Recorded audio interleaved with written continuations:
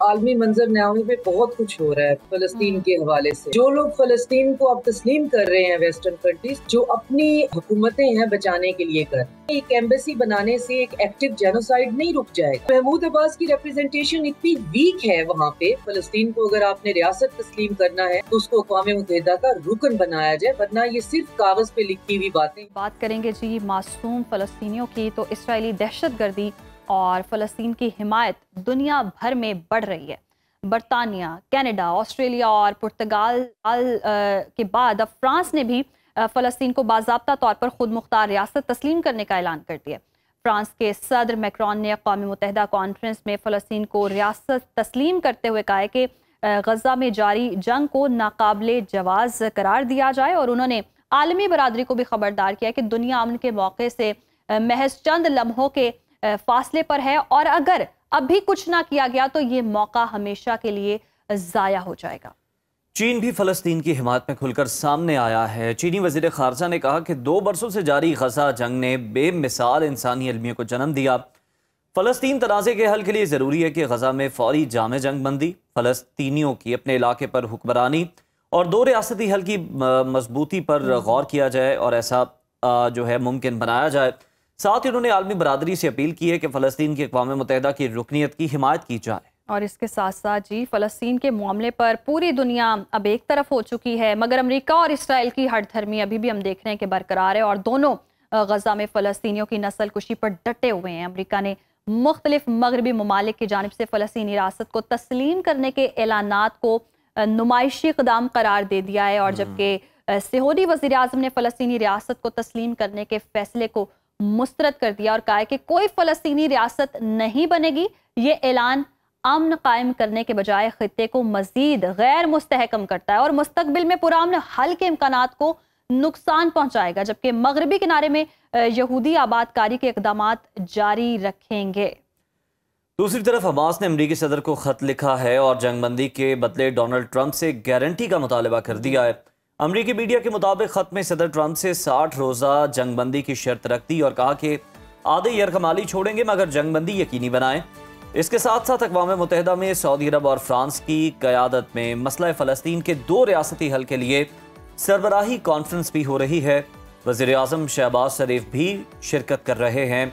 इसी तमाम तर सूरत हाल पर डिस्कशन कर लेते हैं। हमें ज्वाइन किया आलमी अमूर की माहिर शाज़िया चीमा साहिबा ने। बहुत शुक्रिया शाज़िया साहिबा आपके वक्त का। बरतानिया, कनाडा, ऑस्ट्रेलिया और पुर्तगाल समेत कई ममालिक ने फ़लस्तीन को बतौर रियासत तस्लीम कर लिया है। आप इस इक़दाम को आलमी सियासत में किस तनाजुर में देखती हैं? देखिए, आलमी मंजरनामे पे बहुत कुछ हो रहा है, बहुत कुछ फ़लस्तीन के हवाले से। पिछले एक हफ्ते में इटली के 6 शहर जो हैं वो विद इटसेल्फ एक्सपोर्ट हो रहे हैं।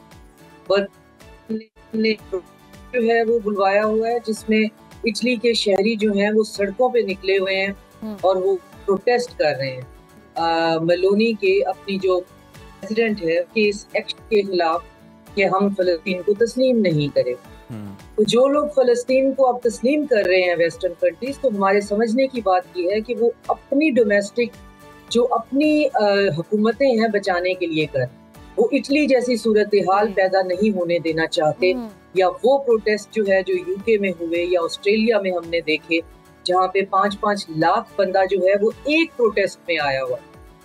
तो ये हुकूमतें जो हैं ये 2 साल पहले भी इनके पास इंटेलिजेंस रिपोर्ट्स हैं, इनको पता था कि ये चीज कहाँ जा रही है। ये तो 70 साल पहले जब पहला नक्बा हुआ था और फलस्तीन के 331 गांव जो हैं वो मलबे का ढेर बना दे गए थे और लाखों की तादाद में लोगों को बेघर करके कत्ल कर दिया गया था। ये मसला तो वहीं पे हल हो सकता था। पहली रेजोल्यूशन तो 90s में कहीं आई थी कि फलस्तीन और इसराइल का हल जो है वो 2 रियासती हल है और इसके अलावा कोई हल नहीं है। तो अभी ये जो मगरबी ममालिक तस्लीम कर रहे हैं, एक एम्बेसी बनाने से एक एक्टिव जेनोसाइड नहीं रुक जाएगा। यानी कि शाज़िया साहिबा आप कह रही है जैसे कि डोनाल्ड ट्रंप ने कहा है कि ये एक नुमाइशी इक़दाम है, इससे कुछ फायदा नहीं होगा और खित्ते का अमन मजीद बिगड़ेगा, तो ऐसी सूरत हाल पैदा होगी, यानी कि तस्लीम करना भी कुछ कारआमद साबित है। तस्लीम करना सिर्फ उस सूरत में कारआमद साबित होगा जब यूनाइटेड नेशन फलस्तीन को एक मेंबर स्टेट बना ले। मेंबर स्टेट तो ये नहीं बनेगी, क्यों? क्योंकि 5 जो मुस्तकिल मेंबर हैं उनमें से कोई एक इसको वीटो कर देगा। और मैं कल से कह रही हूँ कि मेरी अपनी कॉन्स्पिरेसी थ्योरी ये है कि इन्होंने आपस में भी मशवरा किया होगा कि अब हमें अभी अपने अंदर लगी हुई आग को बुझाना है, तो हम तस्लीम करते हैं, एम्बेसियां खोलते हैं, उससे फर्क क्या पड़ जाता है। क्योंकि इसराइली अपने सोशल मीडिया पे ये मजाक बना रहे हैं कि ये किस फलस्तीन की बात कर रहे हैं, गजा तो हमने बिल्कुल मलबे का ढेर कर दिया है, ईस्ट जेरूशलम में हमने फलस्तीनी कोई रहने नहीं दिया है, वेस्ट बैंक के अंदर हम क्रैक डाउन कर रहे हैं। ये जुग्राफियाई पॉइंट ऑफ व्यू से किस फलस्तीन की बात कर रहे हैं? 800,000 जो है वो सेटलर्स वहां पे मौजूद है, तो क्या अब ये रिवर्स जो है वो होगा कि जो सेटलर आकर जगहों पे कब्जा कर चुके हुए हैं उनको घरों से निकाला जाएगा? तो ये रिटॉरिक के लिए, ये जुबानी जमा खर्च के लिए ये बातें कानों को अच्छी जरूर लगती हैं, पर जब इन्हें ग्राउंड रियलिटीज में आप देखते हैं तो वो तमाम जगहें जो इसराइल के कब्जे में है, जिसका इसराइल 1 इंच भी देने को तैयार नहीं है, और वो तमाम फलस्तीन है, तो फलस्तीन आज हम कह किसे रहे हैं? फिर महमूद अब्बास ने, मैं रात लेट जो है वो तकरीर सुन रही थी, उनकी जो सेशन हो रहा था मैं उसको देख रही थी, तो महमूद अब्बास की रिप्रेजेंटेशन इतनी वीक है वहां पे। उन्होंने गजा के बारे में कुछ नहीं कहा, उन्होंने जेनोसाइड के बारे में कुछ नहीं कहा, उन्होंने फलस्तीनियों के फ्लाइट के बारे में कुछ नहीं कहा। तो उनके बारे में भी ये है कि वो तो खुद जो है वो कंप्रोमाइज्ड है। हमास जो है वो टेररिस्ट ऑर्गेनाइजेशन है, PLO का नुमाइंदा महमूद अब्बास जो है उसको वीजा नहीं मिला है, वो वर्चुअली उस सेशन को जो जाकर एड्रेस कर रहे हैं जिसमें उनके मुल्क की बात हो रही है। आपको हुदरस नजर आ रही है? आप उसमें इसमें जो कबूकी थिएटर है वो आप फील कर रहे हैं ना कि एक बंदा जिसने फलस्तीन की रियासत को आप कह रहे हैं जी तुम रिप्रेजेंटेटिव हो, उसको आप वीजा नहीं देते, डिप्लोमेटिक पासपोर्ट नहीं देते, वो एक स्क्रीन पे बैठा हुआ अपने मुल्क की लड़ाई लड़ रहा है, और वो भी बहुत हाफ हार्टेडली, कोई बात नहीं है, कुछ नहीं है, क्योंकि बहरहाल उनका हमास के साथ और गजा स्ट्रिप के साथ उनका पॉलिटिकल प्रॉब्लम है। तो पॉलिटिकल रिप्रेजेंटेशन नहीं है, फिर उसके बाद पॉलिटिकल विल नहीं है, और साथ में ये कि आप वेपन सप्लाई कर रहे हैं, आप डिप्लोमेटिक सपोर्ट दे रहे हैं, और साथ में आपने एक ना नजर आने वाला जो इस वक्त का ग्राउंड रियलिटी का फलस्तीन है उसको आप रेकग्नाइज करने का ड्रामा भी कर रहे हैं। बिल्कुल तो शाजिया साहिबा, आप दुरुस्त फरमा रही हैं कि असला भी आप बेच रहे हैं, हर तरह से सपोर्ट भी कर रहे हैं, और फिर ये ड्रामेबाजी भी है। चीन ने 2 रियासती हल और फलस्तीनी खुद मुख्तारी की खुलकर हिमायत की है, अक़वाम मुत्तहिदा की रुकनियत की अपील भी करती है। अक़वाम मुत्तहिदा में फलस्तीन की रुकनियत की हिमायत का कितना इम्कान मौजूद? अक़वाम मुत्तहिदा में जो मेरी कैलकुलेशन है, रुकनियत के लिए अमेरिका जो है वो वीटो कर देगा और फिर रुकनियत नहीं मिल पाएगी, और अगर कोई मोजज़ा हो जाए तो हो सकता है, ट्रंप का कोई पता नहीं कि वो क्या महसूस कर रहे हों, तो हो सकता है ये हो भी जाए, लेकिन इसका हल बहरहाल यही है कि फलस्तीन को अगर आपने रियासत तस्लीम करना है तो उसको अक़वाम मुत्तहिदा का रुकन बनाया जाए, वरना ये सिर्फ कागज पे लिखी हुई बातें हैं जिनका कोई मतलब नहीं है। और इस वक्त फलस्तीन को डिप्लोमेटिक सपोर्ट जो है वो इस तरह की नहीं चाहिए कि आप उनकी एम्बेसीज बना दें।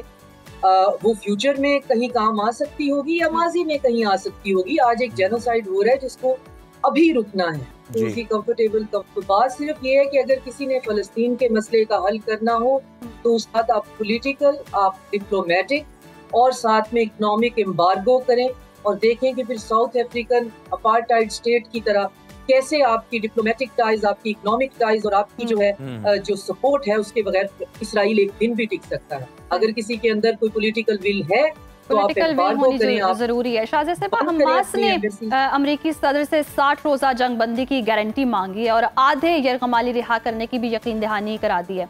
आपको जंगबंदी का कोई इम्कान यहाँ पर नजर आ रहा है? जंगबंदी हमास ने, ये कोई 7वीं दफा है हमास आगे आकर कह रहे हैं कि हम जंगबंदी करना चाहते हैं, और यरगमाली भी हमने जाहिर है अपने पास लिवरेज के तौर पे रखे हुए हैं, और हमें उनको जिंदा रखना भी इस भूख और इस बेबसी में उनको भी जिंदा रखना बहुत मुश्किल है। बल्कि वो तो कह रहे थे कि रेड क्रॉस को भेजकर उनके लिए ही कम से कम कुछ खाना जो है वो भिजवा दें, हम उन्हें मारना नहीं चाहते हैं, हम तो अपनी रेजिस्टेंस की फाइट कर रहे हैं। तो ये 7वीं दफा वो ये कह रहे हैं, और जितनी दफा उन्होंने निगोशिएशन में वो पड़े हैं, उनके जो नुमाइंदे हैं उनका कत्ल ही हुआ है, स्टार्टिंग फ्रॉम इस्माइल हानिया और रिसेंट जो अटैक है वो दोहा पे। तो क्योंकि सीज फायर कोई करना नहीं चाहता है, और नेतन्याहू और बेन-गुवेर और स्मोट्रिच जो हैं वो ये कह रहे हैं कि हमें जो है ये जो कैप्टिव हैं वो हमें वापस नहीं चाहिए, बल्कि अब जो इसराइल की सड़कों पे प्रोटेस्ट करता है, फैमिली जो कहती है कि हमारे लव्ड वन जो है वो हमास से वापस लेके आओ, तो उनको ट्रेटर कहा जाता है और उनको बेन गुवेर और स्मोट्रिच के गोन्स जो हैं उनकी मॉब लिंचिंग करते हैं। तो ये अब इस वक्त जो है सिर्फ किसी ना किसी काइनेटिक किसी पावर मैकेनिज्म के तौर पे जिसको कि चाइनीज जो है वो थोड़ा सा इंक्लाइन कर रहे हैं, वो उस तरफ से ये मसले का हल होगा। मुझे बहुत उम्मीद थी कि महमूद अब्बास जो हैं वो उनको अगर मौका मिल जाएगा वर्चुअली तो वो वहाँ पे जाके पीस इन्फोर्समेंट फोर्सेस की बात करेंगे जो कि यूनाइटेड नेशन को ऑन डिमांड देनी पड़ेगी।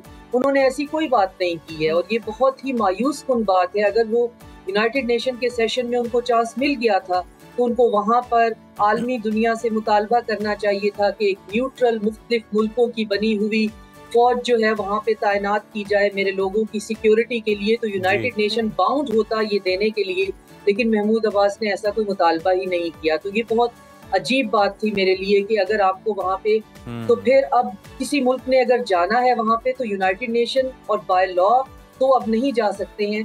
अब कोई अपनी सपोर्ट के लिए ही जाएगा, लेकिन वहाँ पे अगर किसी ने ये खून और ये कत्लेआम रोकना है तो वो अब ताकत के जोर पे रोका जाएगा, बातों से अब रोकने वाला नहीं है। बातों से ज़बानी जमा खर्च से ये कुछ नहीं होगा, ताकत के जोर पर ही ये रोका जा सकता है क्योंकि इसराइल भी ताकत की समझता है। बहुत शुक्रिया शाजिया चीमा साहिबा हमारे साथ मौजूद थी।